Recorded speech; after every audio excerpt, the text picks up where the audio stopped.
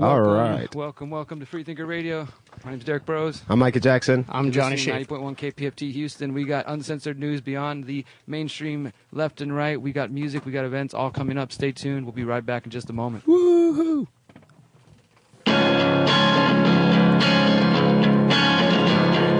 Here's a short story about a dying hollow.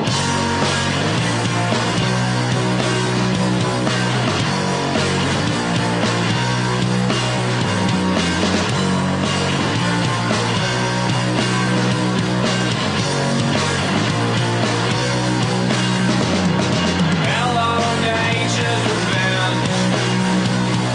Took my fun again. Now my race is run on my merry way.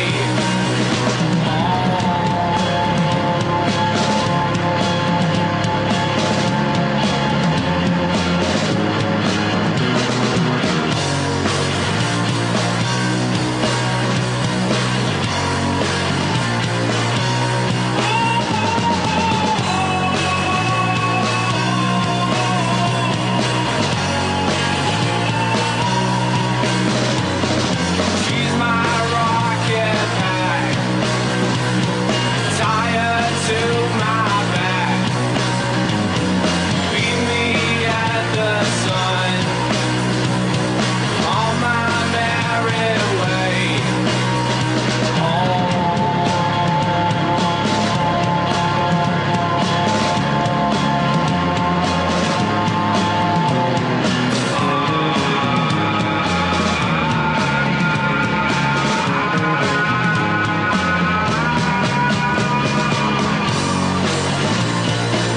Oh, he's my friend. He says it's good to pretend. He's got his magic machine. He'll put you down on your knees. 'Cause when you're down on your luck, you throw your hands in the mud. He says these bodies are mine, and all these words are divine. Oh, you stand for the song.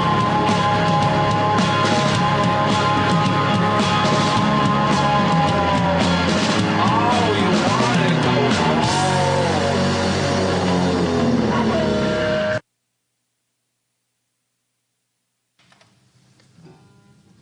Love it when you tell me, got my head up my ass. Though it may be true, I won't conform to you. Conform to you.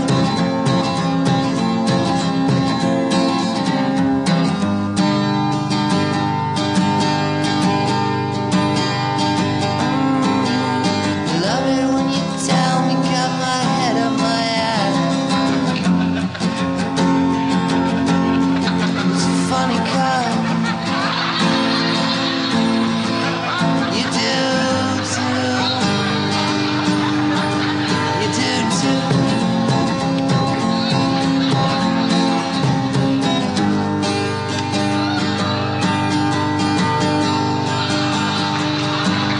You do too.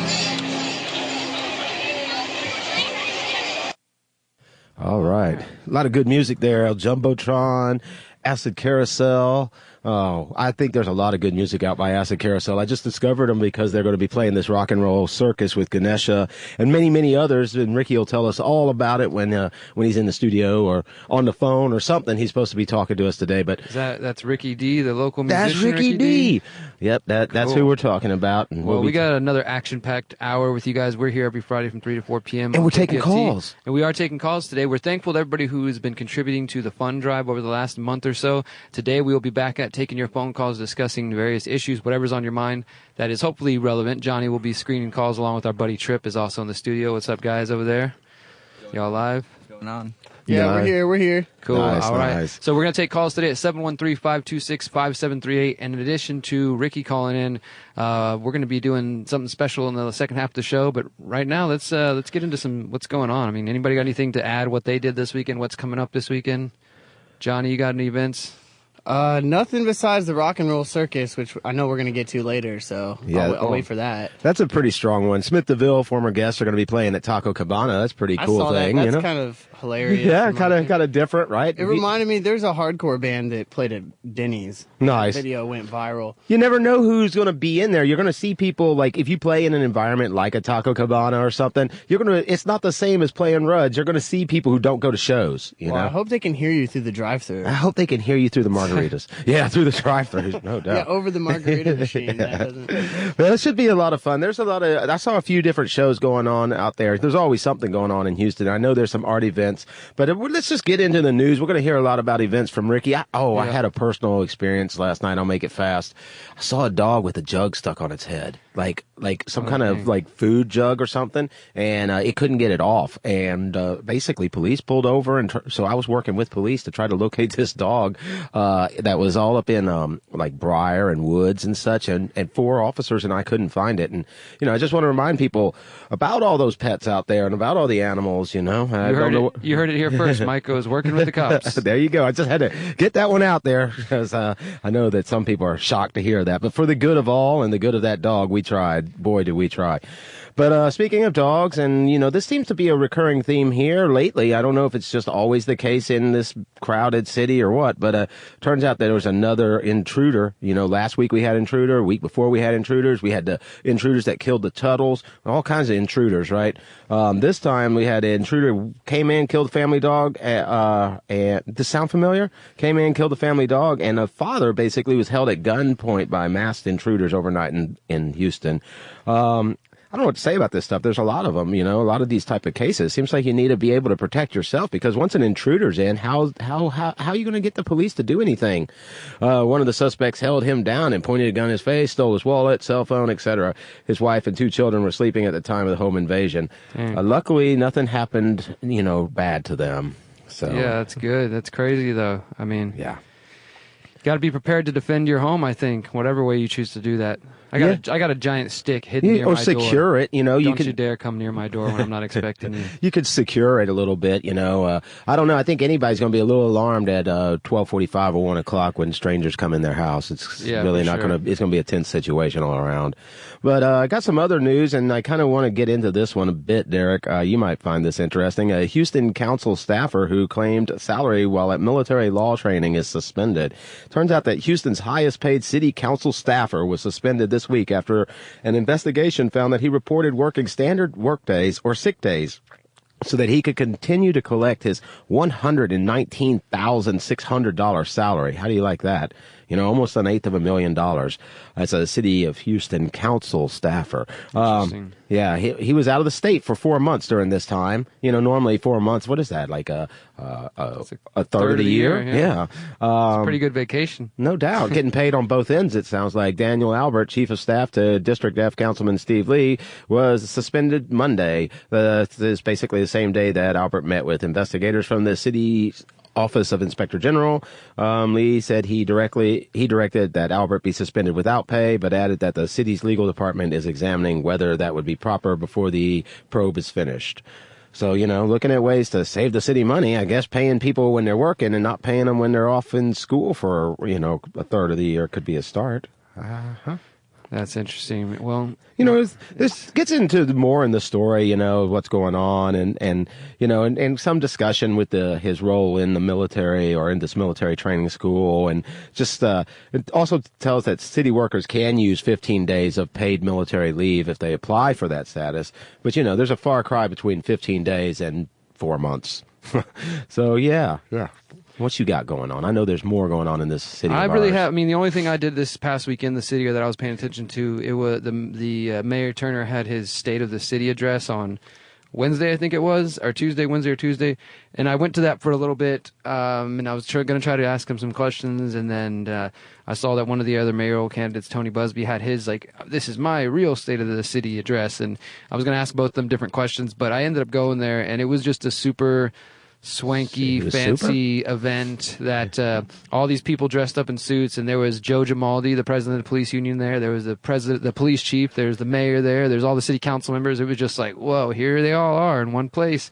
And I wanted to be able to question all of them, but it really wasn't the right environment. It was, like I said, it was a swanky luncheon thing going on. Did you get to talk to Joe G? No, I didn't. I saw him though, and I was definitely like, okay, I got to keep an eye on him. And I lost him. I literally walked around the room, and I noticed certain people were wearing name tags, and I didn't have a name tag. So I was like, I'm just going to move around a little bit and explore the place. And just kind of sidebar real quick. I did see the mayor, and I was keeping an eye on where he was at, just seeing if I could ask him any questions. And I noticed one of his press secretaries, who was previously in one of my videos, tried to stand between me and the mayor when I asked him questions. He caught wind of me, and I saw his kind of eyes light up, and he went over and whispered into the ears of one of the mayor's bodyguards, and basically that bodyguard turned around, looked right at me, and said, "Oh, hey guys." I just kind of looked right at them and smiled at him. And it's just funny to me that when I show up at the event, because I've previously questioned the mayor, that they like get on alert and they want to like make sure to keep an eye on this guy. But I decided, like, you know what? It just took an hour and they still haven't even started. I got better things to do with my day, so I went home. Well, if you're on guard against questions, that ought to say something. Yeah, I think so. I mean, let's imagine that you just asked some crazy question to me, like, when did I quit beating somebody? I mean, you don't have to, I just don't understand running from questions or avoiding them like that. At least once you're in a public office and you're not asking him personal questions, you're asking him about functions of the mayor. Yeah, and just his positions and his policies and things of that. That's the attempt, at least. So, yeah, that's what I was up to throughout this week. And I do have an event coming up this weekend, but I'm going to hold off on talking about that as well. Other than that, man, I've mainly been focused a little bit on some of the stuff going on around the country. But if you've got There's a lot else, going on around the country, that's for sure. I mean, it's just every day there's something new. We're not going to have time to get into it. But if you tune in on Monday from 4 to 6 and hear us on the HD2 side, which you can listen to at kpft.org/listen, then you will hear us go deeper into issues like the ongoing push for war with Iran, with what's going down in Venezuela. We haven't talked about 10,000 more that. troops to the Middle East. More troops going to the middle. I mean, it sounds like we're in 1990 or wait 2003 awesome. or wait no, it's like the same things over and over. Maybe this is 1980 and we're going to fight the Afghanis. No, it's just another war in the Middle East that you aren't being heard about. But we'll get into much more on Monday when we have 2 full hours to share. Certainly, and if you are hearing this via archive, we want to remind you that you can call in both Monday and on Monday on the HD side, and that number is 713-526-5737. I think so, yeah. And we do want to say one more time, though, if we are accepting calls. I'm being told by callers that the phone line's down. I don't know if this is really the case. Maybe we need to try to call it ourselves. Yeah. Maybe. Mike, you said the number wrong, man. 5738-526-5738? Oh, 5738. I thought you ended it in a 7 last. Yeah, that's for the HD side. Oh, okay. And I want to. The reason we mention both numbers sometimes, and on the FM it's 5738. But the reason we mention both numbers is to try to create more engagement in the discussion about the various issues that we keep bringing up again and again. We do have a few perennial issues that seem to reassert themselves in different instances of the news. And I know that we have a number of listeners online based on the comments that we see in the videos that have a lot to contribute to the dialogue. So I think, Trip's going to contribute today. And I think that that's one of the reasons we're angling to get these numbers out so that the archive people maybe can prepare to call in next week or something like that. Yeah, actually, we're testing that. I think the calls are working right now. We're testing it right now. It looks like it's going through. Or we may have a caller, or maybe it's Trip testing out. Let's see. No, cool. All right, well, we'll find out in just a moment. But yeah, while we do have our friend Trip here, did Trip want to talk? Did he have something to share today? Yeah, he's been doing some research and some work on his own, and we like to include everybody's experiences because, people can learn from them. They can hear something that strikes a chord with them. And, Trip's been on the show before as a musician. He's been in the community doing things to support different causes. And he's got a walk of his own that he's journeying on. So I think he's going to talk about that some. Are we getting a call? Is that what that No, is? they're testing it out right now. But Trip, that's what I was saying. If Trip wants to take a moment. So do you want to take the time now, Trip, or you want to do this in a little bit? No, yeah. I mean, Go for it now. Cool. We might not have time later. all right, cool. What's on your mind? Yeah, sure, man. I did a anthropology report this year. I'm going to school at one of the universities around here, U of H, and an anthropology class isn't really my major, but I made the most out of it. Like, hey, you guys can hear me all right? Yeah. All right, cool. And I got to do some interviews about a really cool thing that's going on here in Houston. There's a group called USNT, or United Shaman of a New Tomorrow, and they're offering medicine ceremonies for like visionary plant medicine, holistic medicine, from ayahuasca, bufo, sacred grandfather ceremonies with peyote, everything that you might really expect from, like, say, South America or Central America, you can find here. And they actually wanted me to give the phone number out and talk about some of my experiences. So You just said a lot of things that sounded crazy. You should explain what some of those are. What's Right. Bufu, Bufuno? There's if you know anything about ayahuasca, there's another visionary plant medicine that has to do with DMT called Bufo, or Bufo alvaris. It's a sacred toad medicine that actually Mike Tyson actually had Trip. Who or what now? Half the people that are listening might be thinking you're speaking a different language. So It is a different language, right? The word comes from a different language. What is ayahuasca and what is DMT? Break that down real quick as you're in the middle of it, if you don't mind. Sure. We all know, but not everybody in the audience knows yet. Yeah, you're right. In your briefest way possible. Ayahuasca has been around for about 500 years before modern pharmacology. It's a visionary medicine, or it's a tea that they have in the Amazon and parts of Colombia and Peru. It's like a kind of a fad that people are going down to the Amazon to try to experience this medicine with, results ranging from, like, decreased depression, decreased anxiety, drug addiction goes down after a few sessions with this medicine. So they've been bringing it here. There's more and more studies on it showing this, right? Not just anecdotal evidence, but we have more and more actual research back. They're starting to use psilocybin mushrooms with the same result. It's the same I guess class of psychedelic as psilocybin mushrooms, which got decriminalized recently in Denver. They're trying to do that again. They're trying to do that here in not Oklahoma, but Austin? No. Up north. Dakotas? Not Dakota. It's somewhere. It's another state that they're trying to do. It's a new state. Sorry, no. They're trying to decriminalize it in other states with Gotcha. along with ayahuasca. So there's the DEA now doing some research on this too. So yeah. So you've had some experiences with these different plant medicines and different types of ritualistic experiences and whatnot. What's been your what do you have to share with those who are just hearing this and kind of like, oh, this is totally foreign to me. What's to be gained from this? Sounds like you're just taking drugs. Like, what have you got out of it? What do the medicines cure? Well, or just even help, I don't know if you want to go as far as saying cure, Yeah, but I can't say that. Let's hear what he has to give us. He's got a presentation. He's going to right. So it's cure is a very Western word. We seem to think that we can like just get something after taking something else, but the medicine experience that I've been given this year, I've taken ayahuasca, peyote, grandfather peyote. And I've done Temazcal, which is a sweat lodge, and also this Bufo. Throughout the time I've been on probation, I've been really depressed. I've had suicidal tendencies where I've just I used to be like free and unrestricted by the law.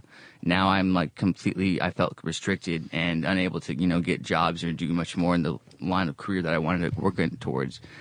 I started taking this medicine around Thanksgiving. I took ayahuasca for the first time, and I was able to kind of see things in my life that I was not actually doing that was contributing towards the direction that I wanted to go in. It seemed like I'd always seen how I'm not taking the proper steps to get to where I wanted to find myself in life, and having these experiences kind of open you up to just like this kind of concentrated, like kind of focused therapy session that you get by, I guess, guidance through who's ever the practitioner. They don't necessarily like to call themselves shaman, but it's kind of put a lot of things in perspective for me, and like I've seen a lot of growth. I've been able to take my mind from places where I didn't think that these things like positive solutions were all around me. Now I can see where exactly I need to focus my energy to gain the solutions that I've been wanting to use to make my goals happen. So it's been a lot of growth in a short amount of time that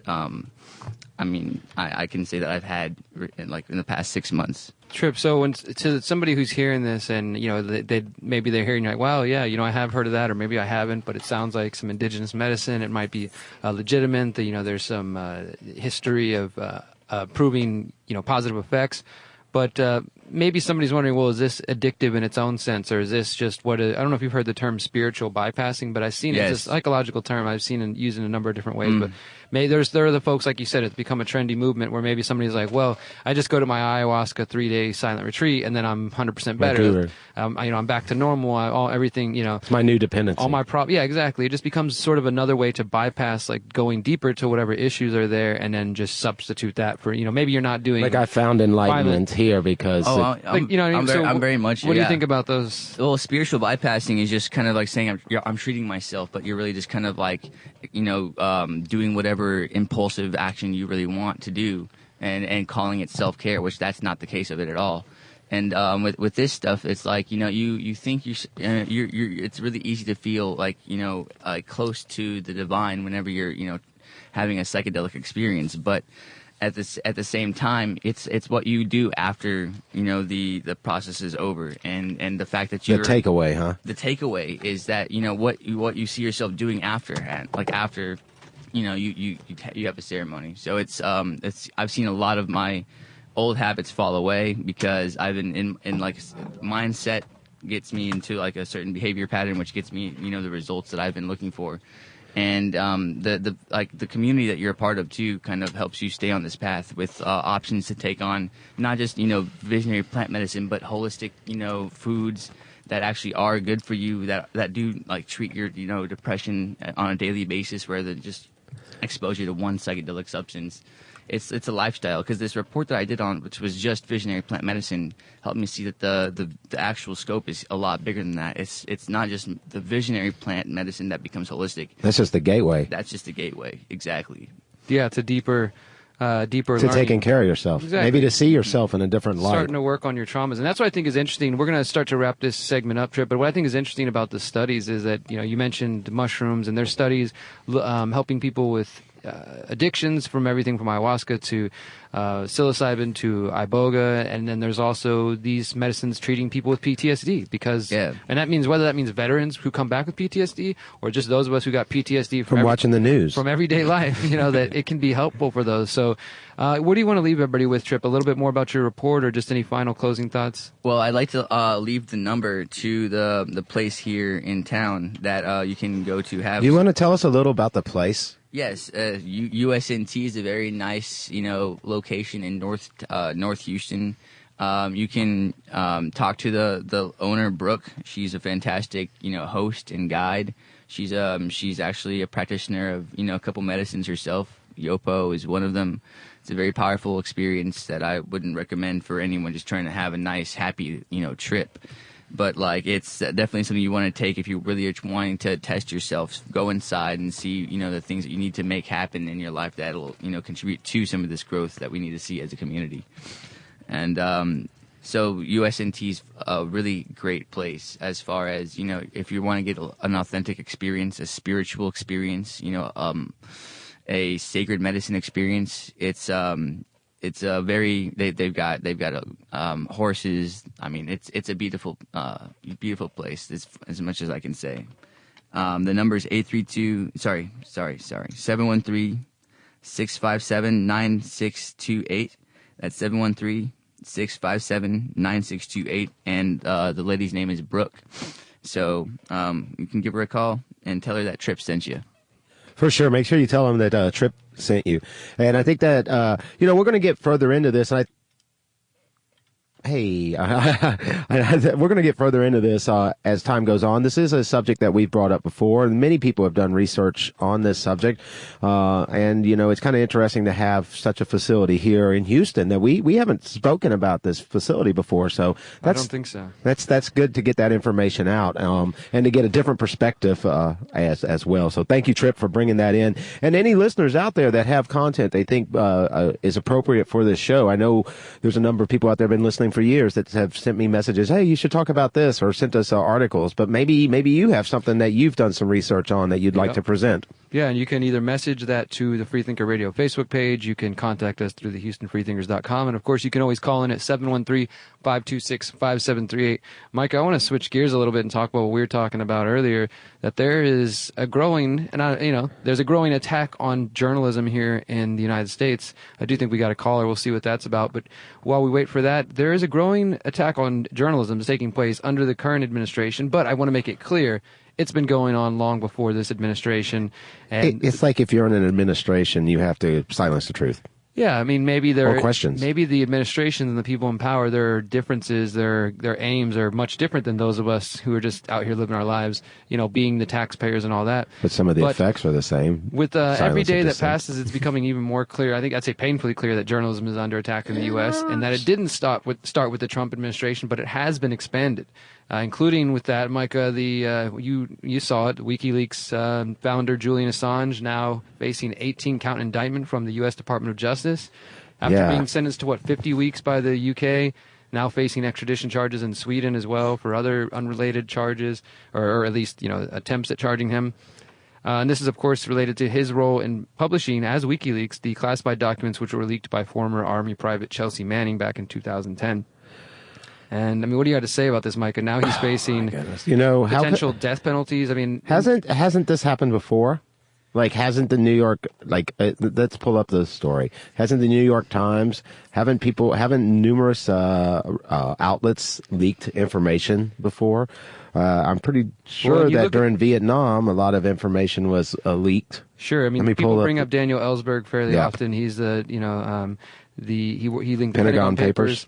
And this is a journalistic act. There's a number of organizations that are coming out in defense of Julian Assange and really condemning this decision to pursue charges against him, saying that, he is essentially a journalist. And the U.S., of course, is saying that, no, it goes beyond that. And I think that's sort of the argument that I'm seeing, because there's a couple of cases that we're about to talk about where they've said that same thing, where the police, the law enforcement, the authorities, if you will, that their excuse or their idea is that if you even just publish or leak documents that are supposed to be secret, then you are basically a part of that crime. And how are we ever going to be critical of our government? And how are we going to ever have the information out about injustices and things like that? I mean, I think that honestly, we are truly we're getting closer and closer every day to a time and a place where it's no longer safe to publish information that the government doesn't want you to get out, or that corporations don't want you to get out. You can be targeted in different ways. And since there's this corporatist relationship between government and corporations, the U.S. is also criminalizing protest. They're criminalizing freedom of speech and penalizing journalists. So WikiLeaks, the foundation, said that the new charges were, quote, madness, and that they believed it would be the end of national security journalism. And despite Donald Trump stating that he loved WikiLeaks during his 2016 presidential campaign, he has since claimed that he doesn't know much about WikiLeaks, and he is seemingly uninterested in defending Assange against these DOJ charges. In comparison, to the Pentagon Papers in February of 1971, Ellsberg discussed the study with the New York Times reporter Neil Sheehan and gave the New York Times 43 of the volumes in March. Before publication, the New York Times sought legal advice. The paper's regular outside counsel advised against publication, but in-house counsel prevailed with the argument that the press had a First Amendment right to publish information significant to the people's understanding of their government's policy. The New York Times began publishing these excerpts on June 13, 1971. The first article in the series was titled Vietnam Archive. Pentagon Study Traces 3 Decades of Growing U.S. Involvement. The study was dubbed the Pentagon Papers during the resulting media publicity. Street protests, political controversy, and lawsuits followed. But guess what? The New York Times is still there. Nobody went to jail for that. Nobody was charged with 18 counts of conspiracy there. And those people were American citizens. Unlike Julian Assange. Yeah, and that's another crazy aspect, though, is so he publishes papers that he never physically touched, documents that he never physically touched. Looks like we got another call, Johnny. We have our caller waiting on the line. So we'll get to Ricky in just a moment. I'm going to get through this story here.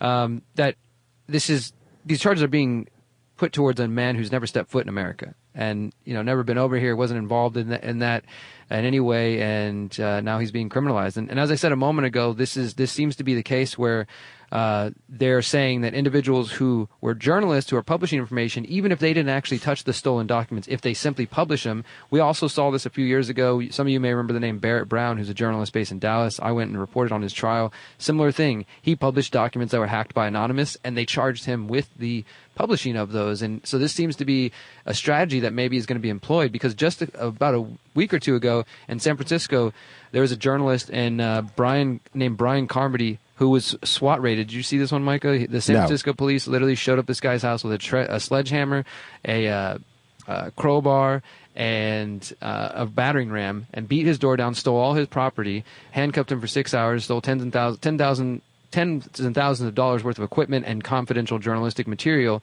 And this is related to the journalist Brian Carmody. He basically was reporting on a report that he had been leaked from the police, which showed that a San Francisco public offender named Jeffrey Adachi, he passed away recently, and the police report showed that he died with cocaine in his system, apparently with a prostitute or something like that. So this journalist was leaked that report, published about it, and then the next thing you know, the cops come beating his door down and say that, well, he crossed the line, and they are accusing him of paying a source for the report, which he adamantly denies. The police chief is basically, they're kind of standing their ground. California governor has said journalists should be able to do their jobs, including working with confidential sources without becoming targets themselves.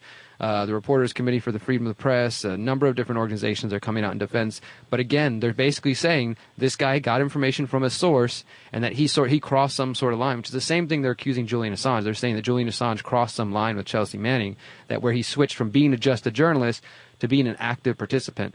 So I think this might be a sign of the angle they're going to take when it comes to journalists, is that if you take documents that are stolen, whether you touch them or not, you are now a sort of accessory to a crime.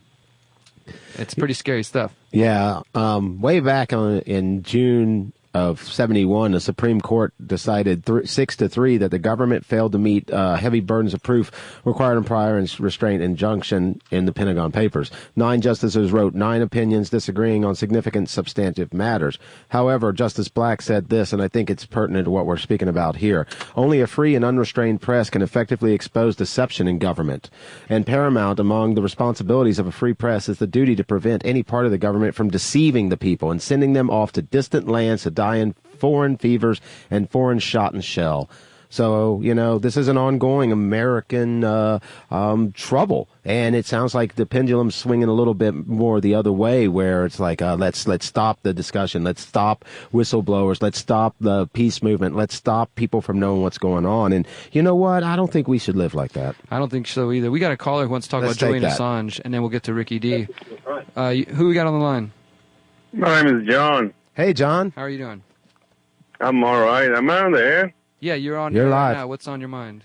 All right. So you guys, I want to talk about 5 things. I don't know if I have the time, but I think Julian Assange is accused of helping crack the password. That's where he crossed the line. If you're waiting for me to give information as a journalist, that's fine. But if you participate in helping me crack the password to get the information, then you've crossed the line. That tech guy told me. All right? Yeah. Another thing I want to talk about is, don't you think we don't need any more elections, but what we need is a constitutional reform of the republic? Because I don't think, after Trump, I don't think the country is governable anymore. You don't think the country is governable, you saying? No, isn't this what we said? Oh, I wish Barack Obama to fail. Remember that statement? I think I've heard statements about that for every president my entire life. No. But this one was No, the I have. first time that somebody said, I wish the president fails.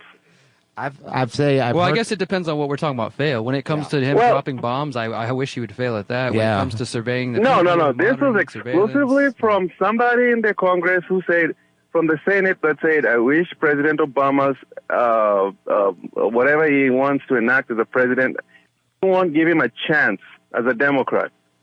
Yeah, there's definitely a lot of hyper-partisan conflict. I think that's what you're speaking to as far as being ungovernable. There's definitely lots of division in the nation at the moment, or at least it's promoted through the media Is that being way. governable necessarily a good thing? Yeah, Right. I think it might be a good thing if we're is, not governable.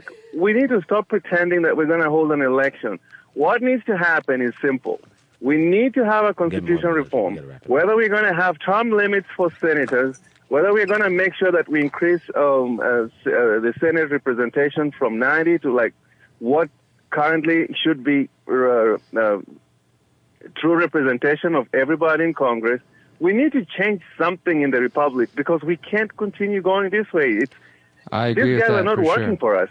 They're collecting big amounts of salary, and me and you here, we're talking about prescription drug reform. We're talking about infrastructure reform, student loan reform, immigration reform. The country right now is being ruled by judges instead of us having a say in our own government. You can't have a country being ruled by judges from California, from New York. This is crazy. Yeah, definitely. Things are really awry, and I think you've hit on a few points that people share, and I really appreciate you joining the conversation. Yeah, did you have any other points? I know you've gotten through quite a few, and you said you had 5. My other point is the progressive Democrats. I'm sorry to tell you this, but our government, as a Democrat, when you voted for President Obama, he's the one who started all this turning his back at young people who voted for him. That's right. The same thing that Joe Biden wants to do. As soon as you elect him, everything we're talking about Trump is going to be, hey, Joe Biden, why are you arresting journalists still? Hey, Joe Biden, why is Saudi Arabia still an ally while we know what they're trying to do in the Middle East? You've got a good point there. Yeah, we appreciate that. We're going to have to let you go. We got a few more callers. He has a great point about how some things just don't change. Absolutely. And how these false messiahs tend to mislead their most ardent followers. I had somebody say that to me earlier. They're like, social policies maybe change, but at the end of the day, it seems like foreign policy, war, and most of those things stay the same. We're going to have to go to our next caller. I think Johnny said we got one more. Let's go to who else do we got on the line? They're lighting up. Who we got? Hello? Hello? Yeah. Hi. I agree with the sentiments of that previous caller. Awesome. I think we do need a major overhaul of the way government functions on a technical basis, and we can start with defining more precisely the job description of the President of the United States. I think that would be an excellent start. Yeah, that sounds like a reasonable start. How about we start with, saying a lot less power, a lot more local power, and, giving the people a say. That would be maybe a good starting place. Change. I'm not hearing everything you're saying. Your voice is dropping in and out. Well, I think for the most part, he's saying that they wanted more decentralization of power. That perhaps the Derek was expressing a sentiment that perhaps the president, we're in the age of the imperial president, and it was never intended to be that way. Well, the way you address that is you define precisely what his job duties are. Apparently, we don't have that. I thought we did. I'm 60 years old, and I thought going through grade school and high school social studies and civics class that those things were spelled out. Apparently, they're not, and Trump has brought this into the light. Yeah, they're definitely not following the Constitution. And we haven't had a constitutional war since World War II, yet we are at 300 bases around the world. I mean, the observation of the Constitution... How many? 300? Yep. I thought we were at 200-something. 300 bases, around more than 300. We can pull them up and check, make sure. Definitely more than a couple hundred. How many bases surround the nation of Iran, do you know? Pulling it up right now. I'm not sure about that number. We're going to have to let you go, sir. We got one more call. We appreciate that. One last thing. I want to ask you guys something. Yes, sir. How do you feel about Julian Assange? Do you think he should be prosecuted, or you should defend him as a patriot?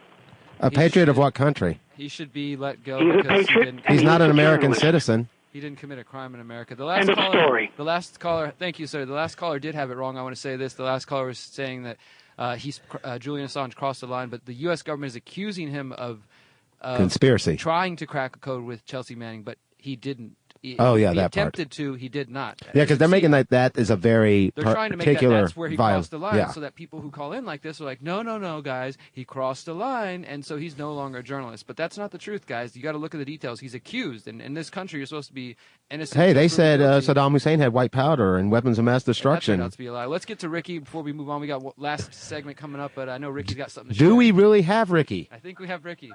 Oh, wow, look, it says Ricky D on air right now. Ricky, are you there? Hello. What's up, Ricky? How are y'all?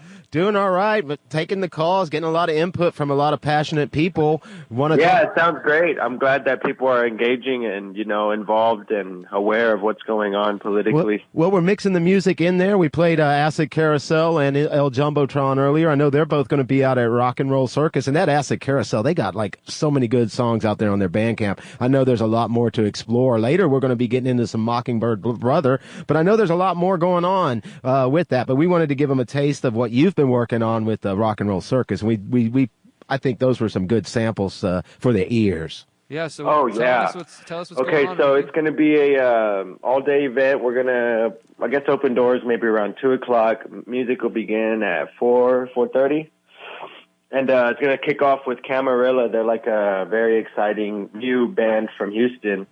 And, they're excited to kick it off. And then after that, it's going to be Ghost Ship Ritual from the north side, then Mockingbird Brother. And then we have out-of-town bands from Tyler, Texas, Street Waves. They have some music online as well as Gorgeous Jetson after that. And then Jumbotron, they're going to kill it. And, they're fantastic. And then we got Smoky Mirror from Waco, I believe. And King Country from the Dallas area. And then Ganesha and then Acid Carousel to close out the night. I saw Disfrutalo on that lineup too. Disfrutalo. Yeah, no, they sadly had to reschedule because I think they have some family affairs going on that day, but they told me that they're going to have to back out. But we're going to have them on another show in the future. It's still a tremendous lineup, and I see you've got a number of merchants and fire spinners are going to be there. So, if you get... we wanted to have as much of like kind of like inclusive like show, like, circus, carnival type atmosphere, like fire spinning and face painting and, some food and dishes and just little entertaining things like Who's that. the most underrated band on the lineup? The most underrated? Yeah. That's a good question. Damn, that is a good question. You don't have to answer it right now. Think about it. Let me know before you get off the phone. So that's all really exciting stuff. And where's it taking place at? A Satellite Bar, right? Hey, I think we still have a call. Ricky? I think we lost Ricky, it looks like. It's not good to lose Ricky. It says on Can here. you hear me? Yeah, we hear you there. All right, we did. What was the question, Mike? This is just too much of a party, right? So the question is, what? Let's see here. Where is it? So the show is happening at Satellite Bar, and the address is 6922 Harrisburg Boulevard. What you got to say about Satellite Bar? I think it's a great venue. Why is that? It's open. They usually have this light show. Their sound system's great. The drinks and everything is really affordable. If I'd never been there, would I feel comfortable? It's a great atmosphere. Lots of room to move around, huh? Yes. Well, we're going to keep wrapping this up a little bit. So let's see, what else do they need to know about this to make sure that they can find it and have a good time? What time and what day, Ricky? Saturday. May 25th. It's tomorrow, Saturday. When does it start? 4 p.m. until bar close. Music begins around 4:30 with Camarilla. $13 to get in and plenty of exciting things to witness and experience, taste and smell at the event, which is Rock and Roll Circus. For sure. You've managed to, I'm going to make this real fast. I know they're itching to get on to these other callers, but I do want to point out that you worked really hard to get a lot of out of town acts, a lot of lesser new acts that we haven't seen at past Rock and Roll Circuses or past Meltfest or past things that we've seen Ganesha really spearhead as we've seen this. So that's really exciting. And I know Monday we have a longer show. We're going to be playing a lot more music from Rock and Roll Circus. So Ricky, send us some of your favorite songs and maybe call in on the HD side and we'll get into the after discussion of the event, like what happened, why it was lit, and maybe get some input from some people there. Maybe I'll come out and record some man on the street in the crowd interviews and see what they really think. Oh, that would be lovely. Play that on air. Yeah, for sure. Thanks, Ricky, for calling in, man. It's good to hear from you, brother. And thanks for putting on a kick butt show. We look forward to it this weekend. All right, thank you guys. I'll see you soon. All right. So I'm testing some technical equipment in here. Derek, say something. Check. I hear you just fine. Cool. All right. Well, Micah, so we have limited time. I wanted to announce to our audience. We do. What we're talking about off We got to make it fast. Yeah, I want you to just you can handle it. But I think that I just wanted to let our audience know that I have decided to run for mayor of Houston because of a lot of the issues that you hear us talk about. Because I held a gun to your head? Because Micah forced me to, basically. Johnny threw things at me and told me no, and Micah Tripp forced threatened me. to dose you. Tripp just was talking about plant medicine. But in all seriousness, I've decided to run for mayor of Houston. You can find out more about that at my name, DerekBrose.com. Because of a lot of the issues that we talk about on the show. So you can bring in the ideas to the dialogue. Yeah, we talk about everything from cannabis and having the self-ownership, the right to live and own yourself. We talk about 5G. Surveillance, 5G, mandatory vaccinations. These are issues that I am trying to bring up as like a mayoral candidate. I've been doing as a radio We talk show about the host and limited power of the activist city already. council. And we've given our listeners examples of this, of how you can't get your issues heard in city council because the mayor has a lot of power, is basically acts like a dictator. I do remember personally going to city council for the fluoride issue. We were trying to talk them out of renewing the fluoride thing, and I really did feel like my voice was not heard. And the mayor didn't even show up. Like you're just shuffled on. And that's really a big part of what I'm trying to do. So at the website, I have 9 different issues. I'm just going to list them briefly. We don't have time to go through all of them, but I just encourage people to check it out. If you're looking for something different, I know there's Tony Busby, there's Bill King, and there's even, I found out 4 other candidates out there that aren't even being talked about in the local media here. But I'm trying to focus on the main thing, what Johnny was just referencing, would be to try to start limiting the power of the mayors and give that power towards city council, and ideally through that amplify the voices of people. So when somebody like Johnny or you out there have an issue and you want to come there just to talk about homelessness or police violence, your side of town, your community, whatever's going on, then you would know that the council members have more power. As it stands now, the council members can't even put something on the agenda if there's not an approval from the mayor, which means you can't have a debate, which means it can't be voted on. So it wouldn't be that hard for a mayor to say, you know what, I'm going to change the charter and give away some of my power, take away my own power. I'm sorry to interrupt, but it seems like it wouldn't be too hard in such a system to say, oh, well, that side of town's just going to get all the pollution and that side of town's going to get all the neglect because, I'm going to listen to the people from this part of town and I'm going to ignore the people from this part of town. Yeah. Some of the other things that I'm trying to talk about is cannabis decriminalization, which has been partly done here in Harris County, but it could go further. One could completely decriminalize it. That would be nobody going to jail at all for cannabis, and even say, hey, as a mayor, I'm going to be welcoming to cannabis business and encourage people to bring, let's say a sanctuary city for cannabis in Houston. Also, there's just a wealth of surveillance tools that the Houston Police Department have, from Stingray cell phone surveillance, from could we use them to broadcast devices, parties from better? a range of things that we don't even know about. I know some of them through contracts and through records, but the point is that those are another area where you as a Houstonian didn't get to vote, didn't have a say on whether or not your taxpayer money goes towards funding the surveillance state being built by the Houston Police, including a real-time crime center, 24-hour surveillance center that is paid for by tax dollars.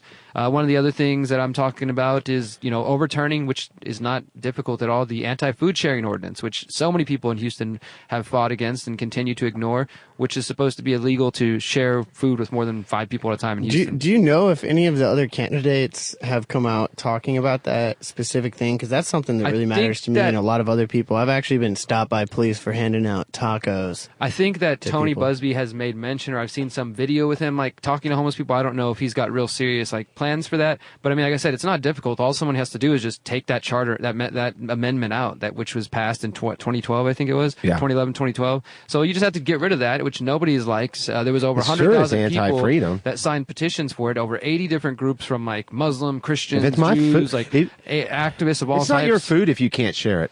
Exactly. So the funny thing is you can share it with someone as long as they have a house. You can share it with more than 5, but you can't do it in a public place. You have to get permission from the property owner. And if it's on in a private property, like at your house, if I come over there, I have to get permission from you. I can share with more than 5 at any private property where I have permission, but any public property, I cannot. Yeah. So and wait a minute. Permission from the city. That's kind of weird, right? If we're a free country, these should be free public areas, right?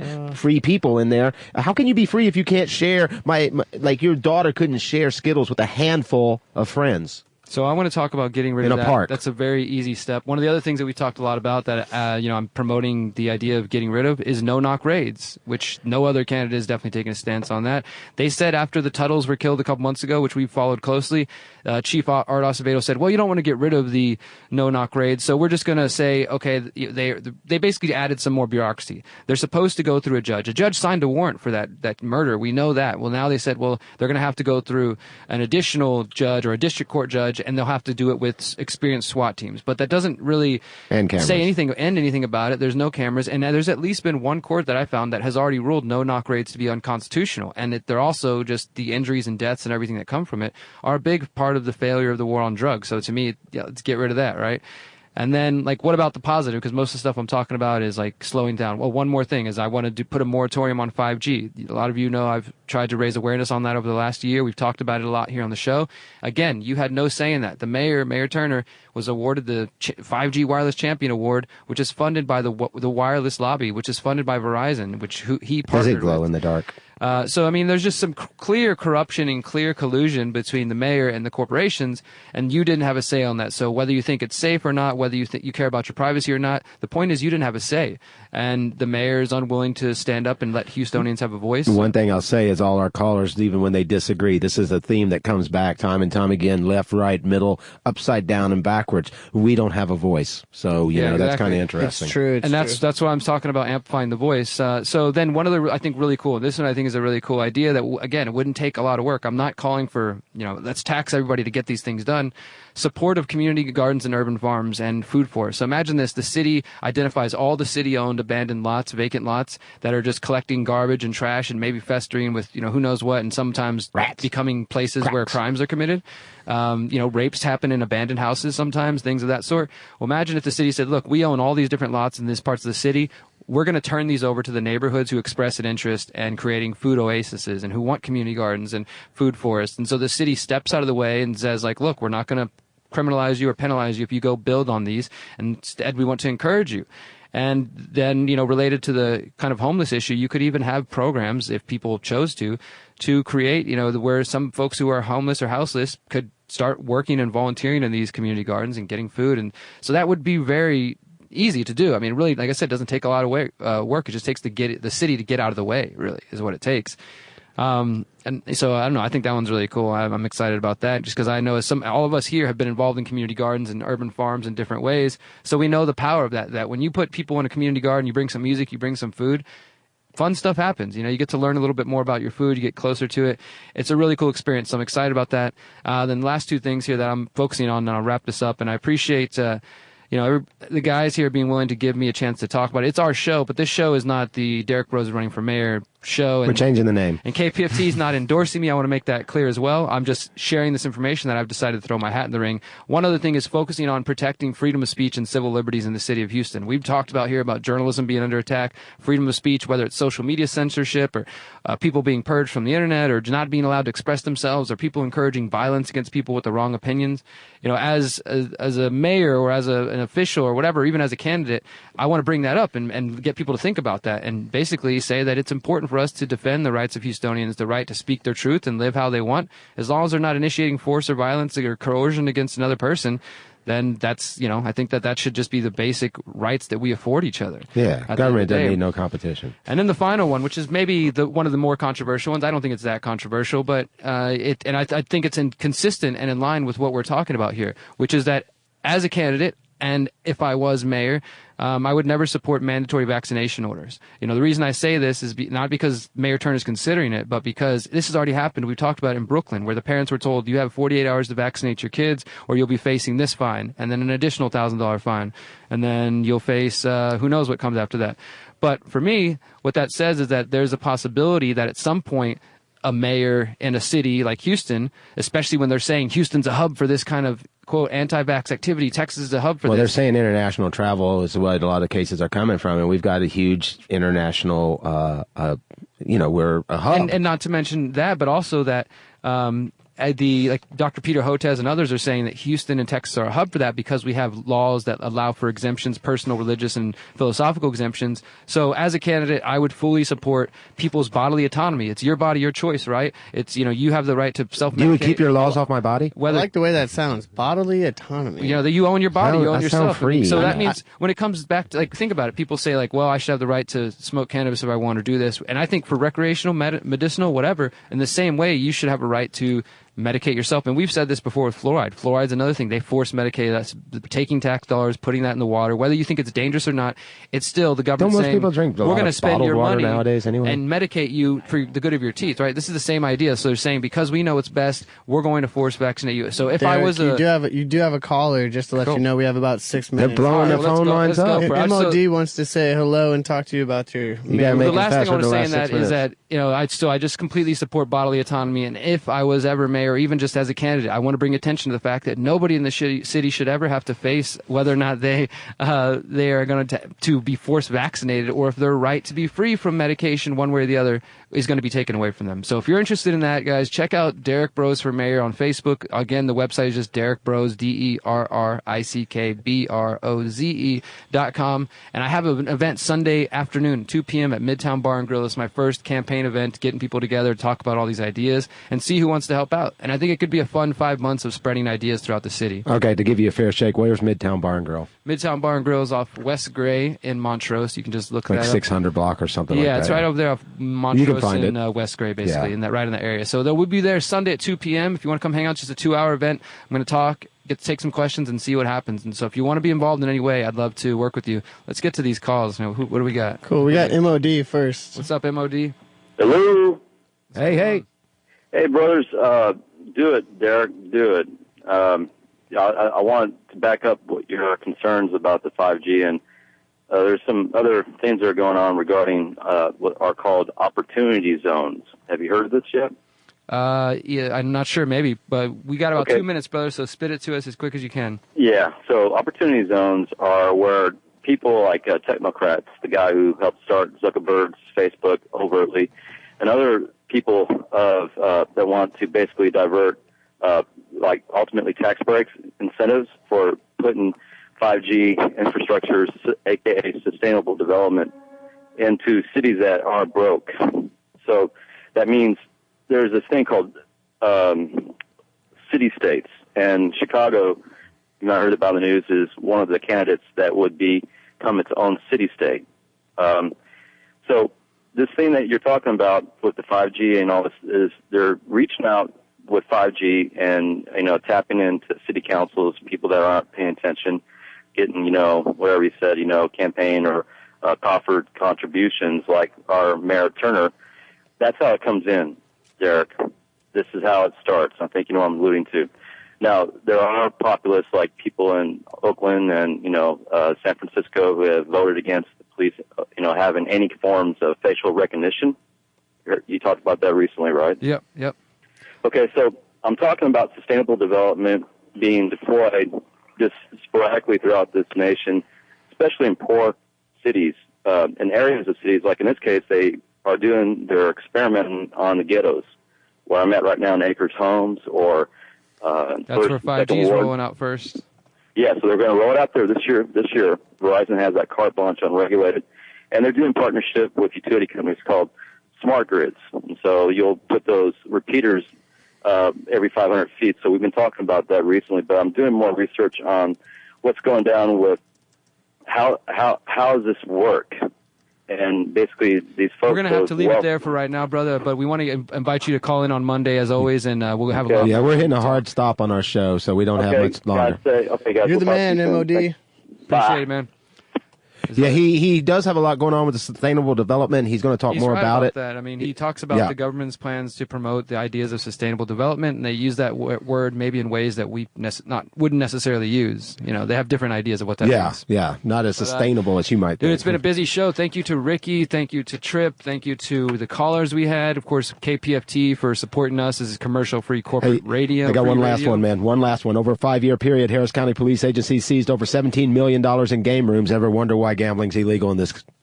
They seized game rooms. Wow. $17 million they made. That's a lot. That's the but government. If they were legal, they couldn't take it. You can't gamble. We're going to take the money from you. We'll leave you with that thought. Again, if you want to check out my mayoral campaign, go to DerrickBroze.com. We'll be here on Monday, 4 to 6 p.m. Till next time. Remember, you are powerful. You are beautiful. You are free. You are free. Peace.